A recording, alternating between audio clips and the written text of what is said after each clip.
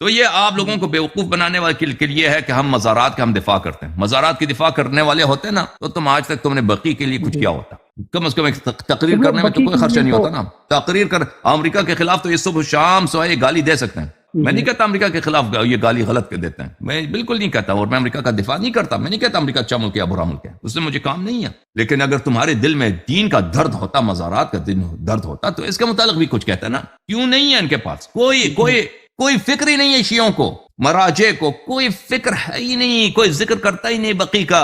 वो तो ऐसा ही बस हम जलील हैं, खत्म बात। वहां पे कुत्ते की तरह शिया जाते हैं जलील। आप गए हज, गए नहीं गए? नहीं किबला मैं नहीं गया। नहीं गए कभी, देख लेना। एक रोना आता है इमाम अलैहिस्सलाम पर और शियों की जिल्लत पर रोना आता है वहां पर बकी जाकर कि ज़ियारत की इजाजत नहीं है, अपने इमाम को सलाम करने की इजाजत नहीं है वहां पर। कुत्ते वहां पे वहां भी बैठे और शिया लोगों को उनकी उसकी बीवी के सामने, उसकी बेटी के सामने थप्पड़ मार के वहां से निकाल देते हैं बकी से कि जाओ यहां से मुशरिक।